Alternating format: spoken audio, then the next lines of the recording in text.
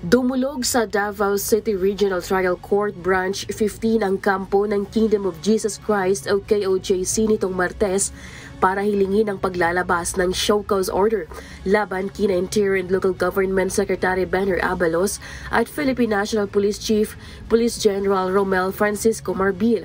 Ito ay para pagpaliwanagi ng mga respondent kung bakit hindi sila dapat mapatawan ng contempt ng korte. Kasunod ito ng patuloy na pananatili ng mga pulis sa compound ng KOJC sa kabila ng inilabas na Temporary Protection Order o TPO pabor sa grupo.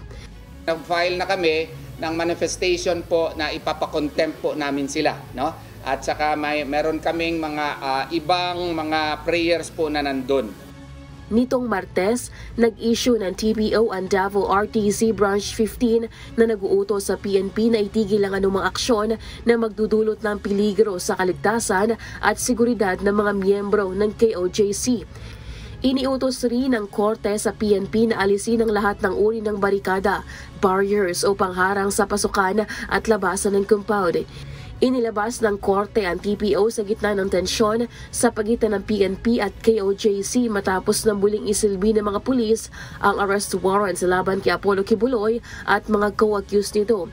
Wala pang inilalabas na reaksyon ng PNP at DILG sa panibagong legal na hakbang ng KOJC. Una na iginiit ng DILG na hindi aalis sa mga pulis sa compound dahil hindi naman ito kasama sa naging utos ng korte. Nananatili rin silang positibo na nasa loob lang ng compound si Kibuloy at malapit na nila itong matunton.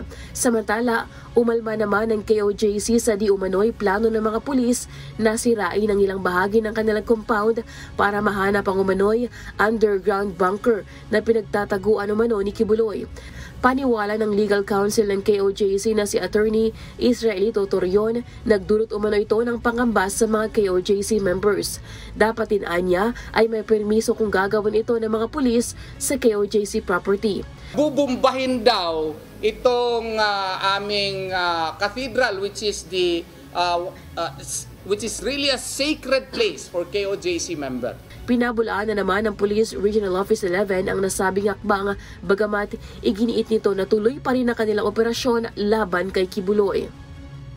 Isa na namang kasinungalingan ang pinapalabas ng KOJC na bobobohin namin ang kanilang compound. Kagaya ng kasinungalingan na sinasabi nila na pinutulan na namin sila ng tubig at kuryente. Samantala, kinontra din ng KOJC ang naging payag ni Pangulong Ferdinand Marcos Jr. na walang armas sa mga pulis na pumasok sa kanilang compound. Ayon kay Atty. Torion, may mga pulis na may dalang baril ang pumasok sa loob ng compound.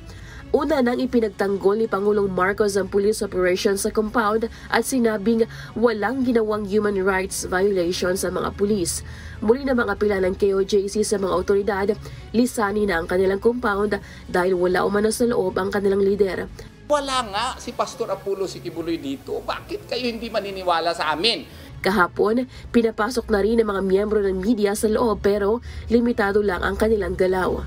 Sa obserbasyon, mas maluwag ng sitwasyon sa labas ng compound kumpara noong kasagsagan ng tensyon. Naglabas na rin ng clarificatory order ang Davao RTC at nilinaw na hindi apektado ng TPO ang pagsisilbi ng warrant of arrest. Ngunit dapat naman makatwiran at nasa tamang paraan ang pagsisilbi dito. Kung higit man dito ang mga hakbang na gagawin ng pulisya, dapat ay mayroon muna itong pahintulot ng korte. Lalain Moreno, humahataw sa balita ngayon.